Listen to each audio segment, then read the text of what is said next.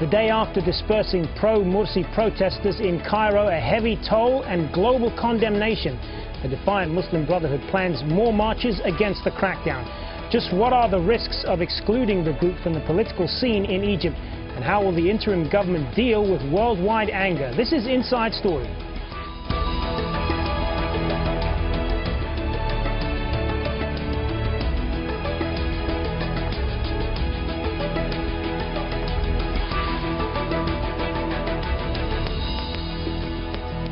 Hello, welcome to the program. I'm Hazem Seeker. Egypt is reeling from a massive security assault on supporters of ousted President Mohamed Morsi. Wednesday was the single bloodiest day in Egypt since the 2011 revolution, with hundreds dead. And it may be remembered as the worst incident of state violence in the country's modern history.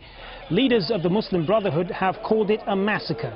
And in a worrying sign of sectarian tension, churches across the country were attacked and in some cases torched.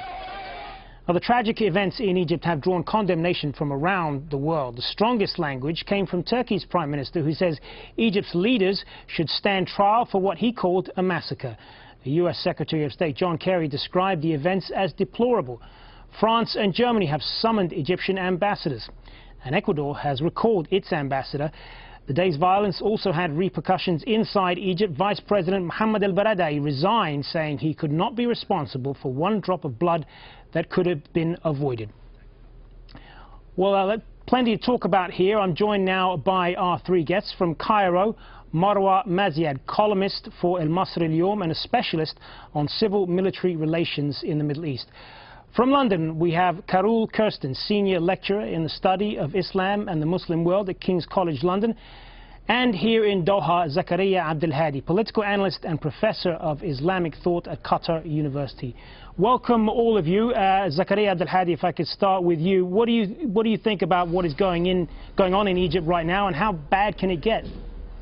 Okay, first of all, thank you all for being here, and I just want to first to share my condolence as every human being who can see the massacre and the Holocaust. I mean, this is not only a massacre, this is a Holocaust that's happening to the free people who are fighting for their freedom and for rights of democracy. It is quite annoying to see so much people being killed on that day, in one single day. According to governments, yesterday they said it's a couple of hundreds, 200s. Today they are saying 500. I believe the figures and numbers are much higher than this. We have over 200 people, as we've seen in other news. But what do you base that on? You say you think the figures are higher. Why do you say that? Because I just watched in your reputable Al Jazeera channel that there is over 250 or 60 bodies lying there in masjid near Rab al Adawiyah, and the Ministry of Health is refusing to take those bodies because those bodies will be added to the numbers, and the numbers will go up, and the number will keep going up and up and up. And this is, of course, this is a really massacre, and everybody should be clear about it. Whether you agree with those protesters or you disagree with them, this is a massacre. You cannot lie about that. Carol Kirsten, what is your take on this? Well, I think we're absolutely dealing with an unseen tragedy so far, and I think none of the parties involved in this stalemate we have had for the last months or so were looking for this kind of an outcome. On the other hand, it's not surprising that it came to a confrontation, because we see face to face two key actors in Egyptian politics with the greatest amount of experience in modern history. We have a military-backed government which basically has maintained the status quo for over 60 years. And on the other hand, we have an equally experienced Muslim Brotherhood who has been around for more than 80 years now, having had to deal with repressions by various regimes. And I think none of these two sides is going to back down in the near future. Well, we'll talk more about that in a moment, but I want to turn to Marwa Maziad in Cairo and ask you about your assessment of what's happened over the last 2 days. I want to ask you as well about the state of emergency that the government has declared and the curfew now. How is that affecting day-to-day life in Egypt where you are? Well, I should start by saying that I came from Heliopolis in about 15 minutes, which is unthinkable before. This means that people are actually committing to the curfew, or even though it didn't start yet, but people are keeping at home for things to settle down before they can feel safe again. I have to say that we reached this security solution based on the exhaustion of the political solution. If we really contextualize the events today, it's been a month and a half or more where the sit-in in Rabaa and Nahda have been taking place, and Ramadan was here, which was framed from the Muslim Brotherhood point of view as a holy war of some sort, but that passed. There were no confrontations at the time from the police forces, and Eid passed, which is the holy holiday, and it's the pressure of society on the state, where they're saying now that we delegated the state to end the political impasse, and now that we have listened to all these envoys and goodwill ambassadors from all over the international community to come and visit and negotiate with the Muslim Brotherhood, what's next? So there was a huge societal pressure on the state to take it to that level of actual security solution now that the political solutions have been exhausted. Let's not forget that the initial request or demand from those who marched on 30th of June was an early elections, which was a political vocabulary, which was a democratic option. But the mutual power snatching, and I agree with your second speaker, that kind of mutual power snatching got us where we are. But there is a lot of steps that led us here. I want to pick up on something you said at the beginning there, Marwa Maziad, when you called this a security solution. By the most conservative estimates right now, more than 525 people have been killed, which you call a security solution. Others would call that a massacre. The words are very subjective. I mean, I paid attention to the verbiage coming from the United States or from the European Union, and they did not use this. This is a word used in the media, of course, because it's a tragedy and there are 500 people killed. But what I mean by security do you consider that a massacre? Meaning that I consider this as a tragedy where 43 officers and hundreds of Morsi supporters were killed based on a security forces confrontation where they bear arms and the security forces have arms. So it's so you're saying the protesters in Rabaa al-Adawiyya had arms. What evidence do you cite for that?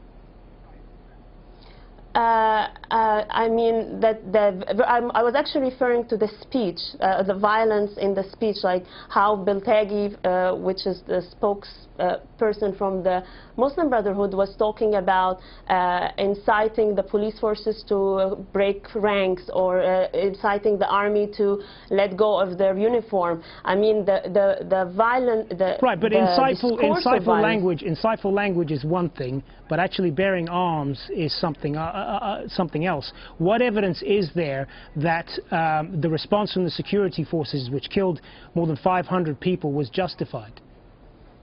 There were some evidence coming from, of course, the state, the Ministry of Interior, regarding those coffins that were, actually there was a recent march a few days ago where these were loaded with guns. There were reports on from also the Ministry of Interior about snipers on the buildings. But I'm not trying to say that I take this at face value. These are two contesting parties. But let's really face it.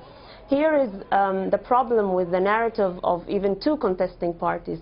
The state had to succeed in this event, because otherwise Egypt would completely unravel into a failed state where violence is generalized, where the Muslim Brotherhood agents that are feeling betrayed by this entire ordeal would go and torch Christian churches. So it's kind of, it would unravel at the societal level. And for here, if we recall Weber's a classic definition of the state. It has the monopoly over violence. So that was almost a struggle of wills of who can dictate the use of arms and the use of violence. I want to put some of that then to Zakaria Abdel Hadi. Those who support this crackdown say that the security forces didn't have a choice here, and the government didn't have a choice here, that Egypt had been in a lockdown for weeks. There were reports of intimidation and threats of local residents in Nasser city, and that they were given fair warning for several days now, and they did not respond. What do you say to that? Can I just say something that I think your guest in Cairo seems that she's just listening to and watching the Egyptian TV, and which the Egyptian TV, for amazingly, they have been doing the same exact thing that they have been doing the 25th revolution. Those are the same exact comments that was made during the 25th revolution. They were saying Muslim Brotherhood are on the street and they are the one who was attacking. They were saying churches were burned. They were saying, in fact, during the 25th revolution, those who were protecting the churches were the Islamist group. And until your guest in Egypt, if she can say no, this is what was happening. The Islamist people in the streets of Egypt, they were the one who were protecting the church, because they are part of the whole nation. So try to use the same propaganda, and this is what the coup have managed to do. The coup, in their first step, if you recall history, the coup in their first step, they shut down all media that will oppose them. All media outlets that will oppose them, they shut it down, and they kept only their own propaganda. So they can say, let me just finish. Okay, briefly. And they said that the people in Rabaa, they had chemical weapons, they had machine guns, they had this, they had that. So many amazing stuff they were saying. And then we didn't see any chemical weapons, we didn't see any chemical bombs, we didn't.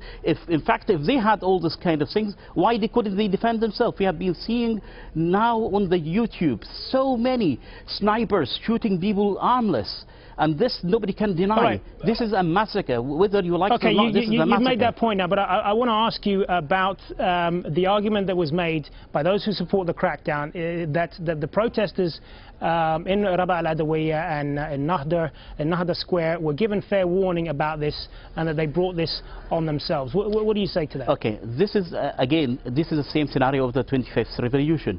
They are trying to steal the 25th revolution from us again.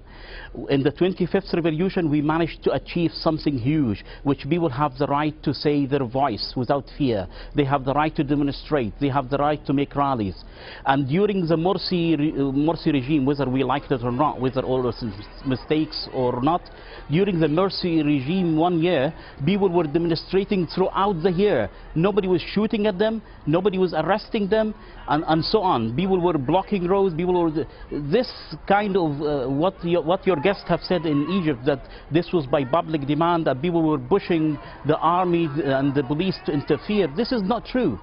This is not true. It was the media. The media were pushing and brainwashing people and asking them to do that. Zakaria Abdel Hadi, what about some of the statements that we've heard from some of the Muslim Brotherhood leaders over the last few weeks? We heard Mohammed al-Bataghi warning that his supporters would mobilize against the government if Mohammed Morsi was not reinstated as president. A lot of people took that as insightful language and incitement of violence. If there is somebody inciting violence, this is unacceptable, but I don't think that this was incitement. Until the last day when I saw Beltaji on your channel, when he was speaking after his daughter was sniped by a sniper, was killed, a 17-year-old girl, like my daughter, was shot there, harmless.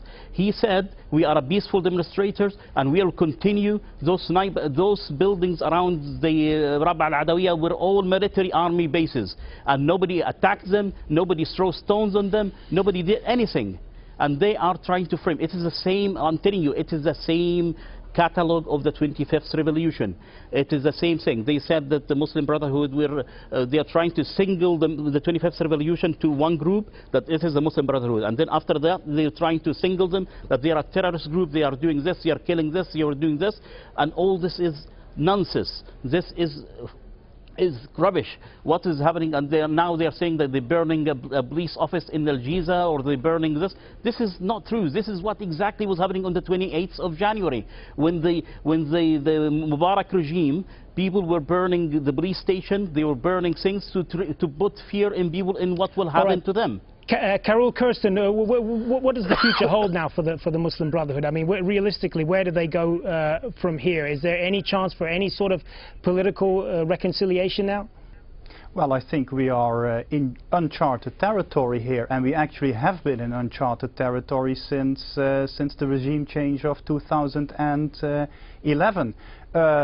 It is fully understandable that the Muslim Brotherhood is unwilling to back down. They can rightly claim that Mohamed Morsi became president through free and fair elections. I think nobody was contesting that in 2012, and even though maybe the international community and a large segment of even the Egyptian population did not consider Morsi their preferred choice, you have to, of course, respect the outcome of elections. The fact that now a military intervention, and I think the word coup should be used, I don't know what other word is applicable to a military intervention into the political process, the Muslim Brotherhood perceives it as that they are being robbed of their opportunity to govern the country, and they have been waiting for that more than 80 years, so that sentiments are running very high on their side is fully understandable.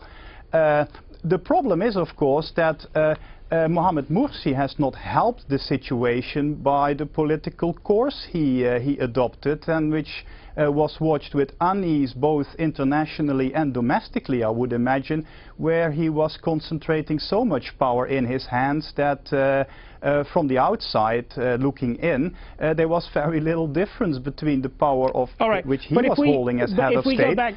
But the Muslim Brotherhood cannot be excluded from the political process. I think anybody would be fooling themselves if they believe they can be excluded or disqualified. You will have to deal with the Muslim Brotherhood. Do you think the Muslim Brotherhood and the Morsi supporters should have been more accommodating, perhaps, if I could put it that way? I mean, if we go back to just before this crackdown, here we are more than 6 weeks on from the events of July 3rd when Mohamed Morsi was removed as president. It was looking to a lot of people increasingly unlikely and unrealistic that Morsi would be reinstalled as president, regardless of whether you wanted that or not. Was that a realistic position for the Muslim Brotherhood leadership to maintain at this point? Realistic, probably not, but I don't think there is a spirit of pragmatism. But then this goes back to what I'm saying. Doesn't that feed into the notion that they weren't willing, that they were showing what some would call a lack of political maturity here, if I can put it that way? I don't think they are politically immature. They have more than 80 years experience in playing the game, and in the 50s, 60s, when they were on the brink of extermination by a repressive military regime, they did decide to change course and try to gain influence by civil society activities. I think at the moment, over the past year, the political scene in Egypt, which was fragmented, I think, from the moment that the Mubarak regime fell, has moved from fragmentation to polarization. And I think the intransigent position of the Muslim Brotherhood and the sort of forceful attitude of the military-backed interim government is now showing how desperate the situation in Egypt is. And I wonder if there is any chance that maybe a silent middle field is the only one that can break this stalemate. The problem there is that this middle field is completely fragmented and incapable of speaking with one voice. Marwa Maziad, we've already seen, I want to ask you, we've already seen the results in the resignation of Mohammed al-Baradei. Could more follow him out the door in the interim government? Is there a chance that this could perhaps increase tensions between the civilian government and the military?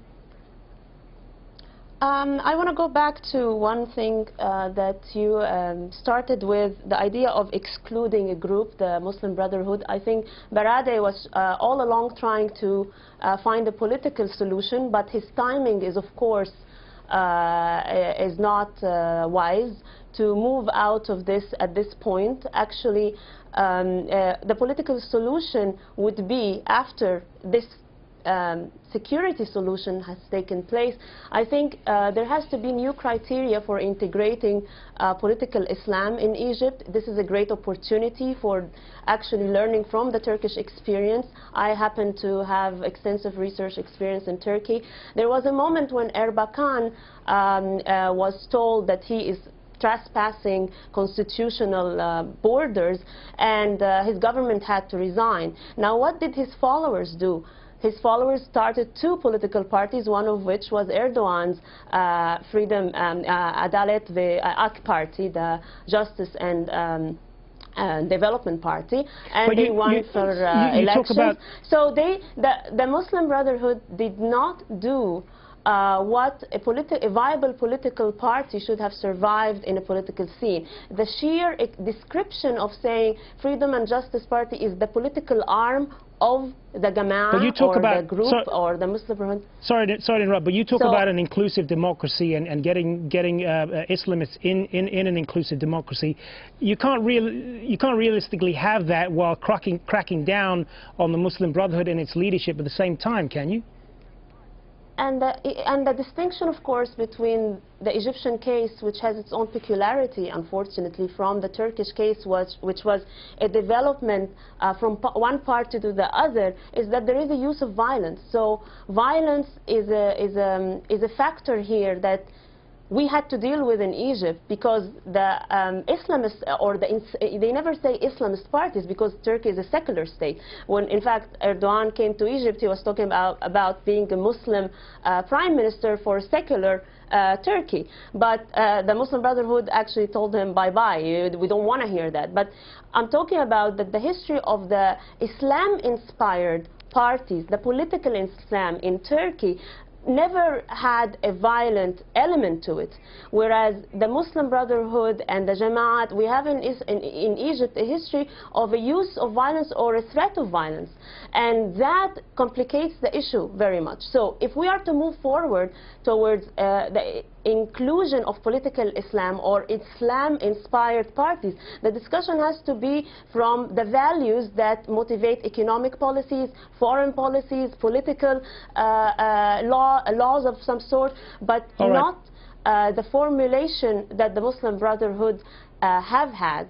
And I think they pressured President Morsi so much that they became the liability on him as president. All right, just in the couple of minutes or so that we got left, I want to turn to Zakaria Abdelhadi on this, and I want to ask you about, you had mentioned earlier about the fact that many Muslims and Muslim Brotherhood supporters had protected churches in some of these areas, but the response from many supporters has been to attack and burn down churches and attack the Christian community. There have been numerous reports of that on Wednesday, more than a dozen at least. How do you expect people to have sympathy then for the Muslim Brotherhood if this is how some of them react?